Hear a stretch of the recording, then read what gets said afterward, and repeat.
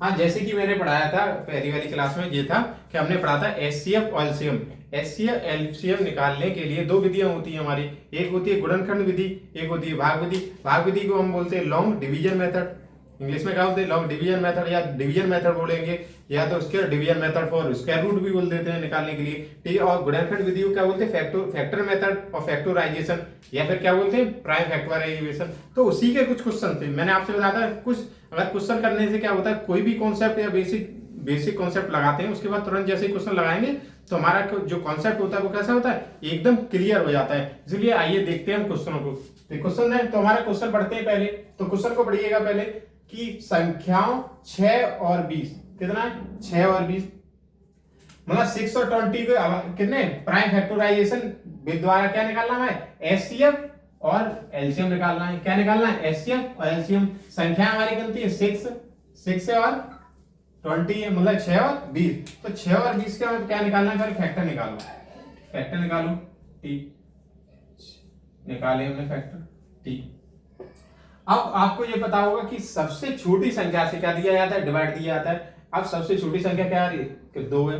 क्या संख्या तो वैसे 1 है सबसे छोटी, ये भी मत बोलो संख्या तो 0 भी है, लेकिन जो डिवाइड जैसे डिवाइड होता है टेबल, तो सबसे पहले 2 के टेबल से डिवाइड देते हैं। अब 2 के बारे में भी बता दूं आपको, 2 को पहले ही बताया था मैंने, 2 के बारे में थोड़ा रिवाइज भी हो जाएगा।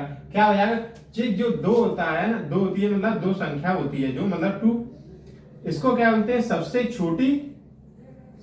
छोटी अभाज्य संख्या। क्या बोलते हैं, सबसे छोटी अभाज्य। अब इसको सबसे छोटी अभाज्य संख्या क्यों बोलते हैं, क्योंकि इसके 2 ही फैक्टर होते हैं। कौन से, 1 और स्वयं। मतलब कि ये 1 से 2 ही फैक्टर होते हैं, एक मतलब 1 और स्वयं, मतलब 1 से डिवाइड होगी और किससे डिवाइड होगी, स्वयं से डिवाइड होगी। और सबसे छोटी भाज्य संख्या जब पूछी जाती है, जब सबसे छोटी कौन पूछी जाएगी, सबसे छोटी भाज्य संख्या, सबसे छोटी भाज्य संख्या, क्या भाज्य संख्या, ठीक है। अब आप बोलोगे 3, क्या 3 भी तो होती है, देख लो 3 को होती कि नहीं। जैसे 3 है, 3 को हम किससे डिवाइड करेंगे, 1 से डिवाइड कर सकते हैं, और किससे, स्वयं से डिवाइड कर सकते हैं। किससे, तो इसके तो फैक्टर तो 2 ही तो हो गए। कितने गुणनखंड हो गए, 2, ओनली 2। जिसके 2 गुणनखंड होते हैं उसको बोलते हैं अभाज्य संख्या। क्या बोलते हैं, अभाज्य संख्या। तो हमारी कितने, 1, 2 और 3 का दोनों कैसी होगी, अभाज्य संख्या।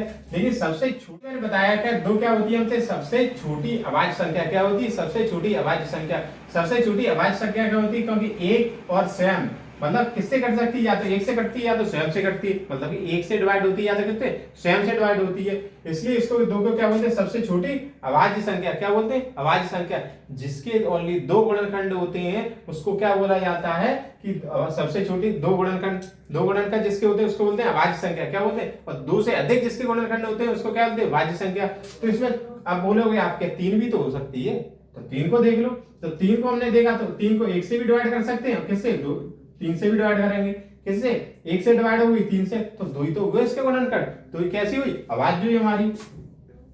अब जैसे आप पूछोगे तो सबसे छोटी भाज्य संख्या कौन सी होती है, तो सबसे छोटी मैंने पहले ही लिख रखा है, क्या अभाज्य संख्या क्या होती है। तो देख लीजिए अभाज्य संख्या क्या होती है, जिसके 2 से अधिक गुणनखंड होंगे। क्या, जिसके 2 से अधिक गुणनखंड होंगे। तो देखो सब, जैसे 4 है, 4 लिए हमने, तो 4 क्या है हमारी, 1 से भी डिवाइड हो जाएगी, 2 से भी डिवाइड हो जाएगी, और किससे, 4 से भी डिवाइड हो जाएगी। तो इसके कितने हुए, 2 से अधिक गुणनखंड हो गए। क्या हुए, 2 से अधिक फैक्टर निकले, गुणनखंड हुए। एक और होगा, 2 होगा, 4 हो गए, कितने टोटल 3 हो गए। जब 3 हो गए तो सबसे छोटी अभाज्य संख्या हमारी क्या हुई, जिसके 2 से अधिक वो गुणनखंड होते हैं उसको क्या बोलते हैं, भाज्य संख्या। वो 2 से अधिक जिसके होंगे उसे बोलते हैं भाज्य संख्या। तो सबसे छोटी भाज्य संख्या हमारी क्या हुई, 4 होगी। कितनी होगी, 4। आगे बात समझ, ठीक है। अब देखते हैं हम क्या आइए अपने क्वेश्चन पर, क्वेश्चन को देखते हैं। पहले इसको थोड़ा रफ कर दो। इसमें क्या होता है, जैसे निकाल रहे थे हम, क्या 6 से फैक्टर निकालो। तो सबसे छोटे कौन सी संख्या है, 2 से डिवाइड करो। 2 से डिवाइड किया, जब 2 से डिवाइड करेंगे तो कितने बार जाएगा, 3 बार। 2 दिया 6, तो 3 बार गया। फिर 2 से डिवाइड होगा नहीं तो किससे, 3 से कर देंगे, ठीक। अब करेंगे किससे, 2 से डिवाइड करें 20 को, मतलब 20 को, तो कितने बार जाएगा, 10 बार। 2 से डिवाइड किए कितने, 5 बार। फिर 5 से करेंगे, 5 1 5। तो अब इसके फैक्टर कितने हुए, 2 गुणा 3, 6 के कितने हुए, 2 गुणा 3, और 20 के कितने हुए, 2 गुणा 2, और 5। ठीक है, अब मैंने आपको पहले ही बता दिया गुणनखंड विधि में क्या होता है, जो संख्याएं जिसका निकालना होता है 6 और 20 का निकालना है, तो उसमें ये देखते हैं कि कॉमन क्या है, मतलब वेनिस्ट क्या है। वेनिस्ट क्या है, देखो कॉमन क्या है, तो देखते हैं कॉमन। तो हमने देखा कि ये दो कॉमन है, क्या है, दो जो मल्टीपल है वो कौन से, 2 और 2 जो ना कैसे कॉमन है हमारे। तो देखा, जब ये देखा कॉमन है तो मास हमारा क्या होता है, जो दोनों में कॉमन होता है, क्या होता है, कॉमन होता है, जिसको क्या बोलते हैं, हाईएस्ट कॉमन फैक्टर। क्या बोलते हैं, हाईएस्ट कॉमन फैक्टर। ठीक है, ग्रेटेस्ट कॉमन फैक्टर, दोनों नाम होते हैं इसके, हाईएस्ट और ग्रेटेस्ट मतलब बड़े से बड़ा। ठीक है, तो 2 हो गया। अब ये बड़े से बड़े का मतलब क्या होता है, ये दो जो मासा होता है वो दोनों संख्याओं को डिवाइड कर देगा, 2 3 6 2 दाई 20 कर देगा, ये होता है मासा। क्या होता है, मासा। ठीक है, और लासा क्या होता है, लासा में जो कॉमन होता है, कॉमन क्या था, 2, वो भी लिख लिया। उसके बाद जो भी शेष बचे जाता है, मतलब कितना होता है, ऊपर वाले में क्या होता है 3, वो भी लिख लिया। नीचे वाले में क्या होता है 2 मल्टीप्लाई 5, वो भी हो गया। 2 मल्टीप्लाई 2 5 जा 10 हो गया, मल्टीप्लाई 3 मल्टीप्लाई 2 लिख लिया। अब देखो 2 3 6, 6 का जब गुणा करेंगे 10 में कितना हो जाएगा 60, मतलब कितना हो जाएगा 60 हो जाएगा कि नहीं हो जाएगा। तो 2 मल्टीप्लाई 3, 3 मल्टीप्लाई 2, 2 मल्टीप्लाई 5 का करेंगे तो करने का तरीका क्या होता है, पहले आप 2 और 5 का मल्टीप्लाई किया कितना हुआ 10 हो गया, 10 का मल्टीप्लाई 30 में करेंगे कितना 13 हो जाएगा, 13 का 2 या कितना होगा 60 हो जाएगा। तो लासा क्या आया। अब मैंने मासा और लासा में आपको एक अंतर बताया था, क्या था कि जो मासा निकल के आता है वो दोनों संख्याओं को डिवाइड कर सकता है। क्या, मासा वो छोटी से वो बड़ी से बड़ी संख्या जो दोनों संख्याओं को डिवाइड करते हैं, उसका मतलब क्या होता है मासा। मासा, तो मासा देखो 2 है, 2 3 6, 2 दाई 20 डिवाइड कर रहा है। लेकिन लासा में क्या होता है, वह छोटी से छोटी संख्या, जो छोटी से छोटी संख्या जो दोनों संख्याएं डिवाइड कर सकती हैं उनको, किसे, वह छोटी छोटी संख्या, उसे क्या कौन डिवाइड करे, दोनों संख्याएं। तो 60 को देखो, 60 को जे भी 6 कर रहा है डिवाइड, 10 बार कर रहा है। ठीक है, और 60 को कौन कर रहा है 20 भी कर रहा है, वो कितने बार कर रहा है 3 बार डिवाइड कर रहा है। इसका मतलब समझ में आया, इसको क्या बोलते हैं, इसीलिए बोलते हैं क्या, लासा। क्या बोलते हैं, वह छोटी से छोटी संख्या जिसको 6 और 20 दोनों डिवाइड कर दें। ठीक है, आएगी आगे बात समझ। अब देखिए दूसरा क्वेश्चन, लासा कितना हो 60, इसका मतलब 2। अब देखो आवाज गुणनखंड विधि द्वारा कितना 96 और 404 क्या निकालना है, एचसीएफ निकालना है। ठीक है, और फिर उसके बाद क्या निकालना है, एलसीएम निकालना है। क्या निकालना है, पूछा गया prime factorisation method, prime factorisation method द्वारा। तो देखो 96 के फैक्टर करो पहले, जब हम 96 और 404 के फैक्टर निकालो पहले। ठीक है, तो 96 के निकालते मतलब 96 के 2 से डिवाइड किया, कितने बार 2 4 जा 8, मतलब कितने बार आएगा 4 बार आएगा।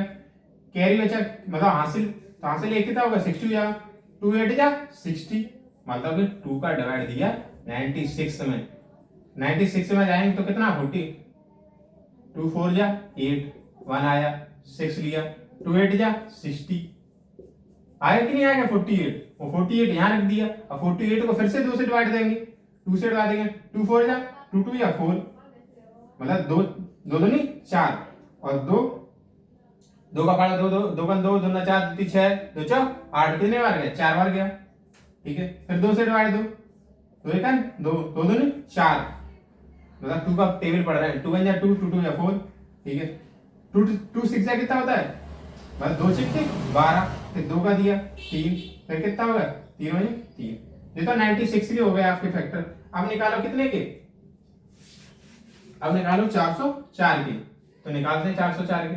तो 4 से 4 को निकालेंगे तो 2 से डिवाइड किया, कितने बार 2 2 2 गया, 2 2 नहीं 4, 0 0 लिया, 2 2 नहीं 4, मतलब कि डिवाइड कितने का दिया हमने 2 का, कितने में 4 से 4 में कितने का जाएगा 2। ठीक है, आएगा इसमें 2 से फिर दिया 101, अब इससे ये तो कोई वो जाएगा नहीं, अभाज्य संख्या तो कितने से जाएगी, खुद से ही जाएगी। आएगा इसमें 101।